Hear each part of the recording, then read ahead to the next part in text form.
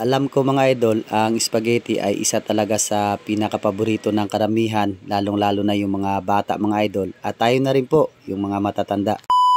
Magandang araw po sa ating lahat mga idol. Day off ko naman po sa linggong ito kaya sinamahan ako ni Mrs. na magbili kami ng mga ricado sa spaghetti na naggrocery namin dati mga idol. Yung binigyan pa po kami ni Sir Jojo. Dito lang pala kami namili mga idol sa Joan's Pharmacy. Malapit lang po sa amin. Nilalakad lang po namin dalawa ni Mrs. At nagbili na rin po ako dito kay Otto. Shout out Otto. At bumili rin kami ng pan mga idol ni Mrs. kasi masarap kasi pag may spaghetti tapos may pan tayo. Ang daanan pala namin mga idol ay Taytayan.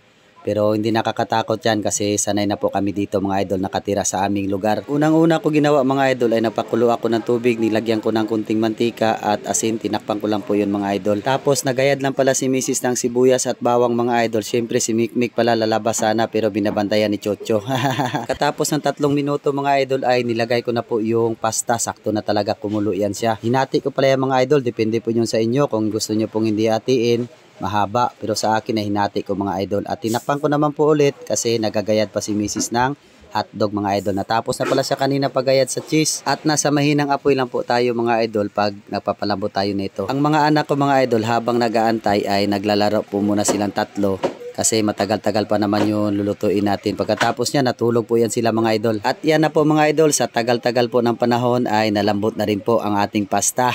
At kinuha ko na po mga idol at binuhos ko po para matanggal po talaga yung sabaw niya. At agad naman po tayo nagsalang ng kawali kasi magigisa po tayo ng mga ricado natin mga idol. Ginamitan ko pala ito ng 2 lata ng corned beef mga idol. Kahit po anong brand ay pwede nyo pong gamitin sa pagluto ng spaghetti mga idol. Agad ko naman po binuhos yung ating hotdog na maliitan lang po sa pagayad ni Mrs. Tapos naglagay po ako ng pamintang pino mga idol o powder. Tapos nilagay ko na rin po sinunod yung spaghetti sauce niya. At nagdagdag pala ako ng ketchup mga idol kasi para manamis-namis naman din po. At may lasa din po yung spaghetti natin mga idol sa ating niluluto. Ganyan lang pala ako magluto ng simpleng spaghetti mga idol. Sana po ay nasundan po ninyo.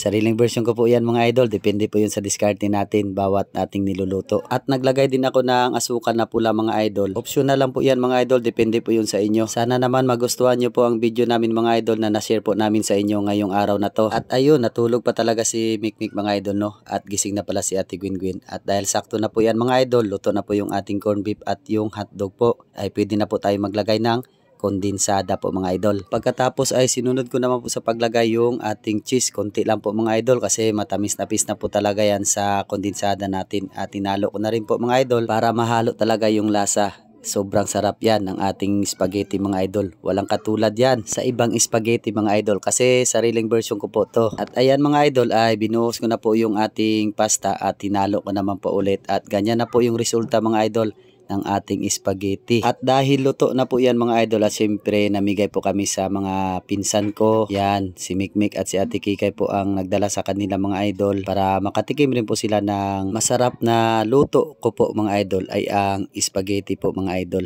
Nilagyan pala ni Mrs. ng pan para din po sa mga kabataan. Sa totoo lang po mga idol, nung kabataan ko po, bihira lang po tayo makakain ito at makatikim. Pagdating na po ng mga Jollibee, yan, marami na yan. Swerte talaga yung mga kabataan ngayon mga idol. Isang request lang, pabili, ayan na agad. At isang request ng luto ng spaghetti, ayan din po mga idol. Kaya sa mga kabataan dyan, shout out sa inyong lahat dyan. Bagong gising pala sina Mikmik at Ate Kikay mga idol. Kaya napadami po yung kain nila sa sobrang sarap daw po yung ating niluluto. Kaya merienda po tayong lahat mga idol sa araw na to. Samahan nyo po kaming lahat. At subukan nyo din to mga idol. Lutuin po yung aking sariling version. Madali lang po ito mga idol. Maraming salamat po talaga Sir Jojo at sa buong pamilya nyo po. Yan, hanggang dito na lang po yung video natin mga idol. Maraming salamat po sa suporta at panonood po ninyo at tiwala po ninyo sa akin at sa aking pamilya. God bless po sa ating lahat.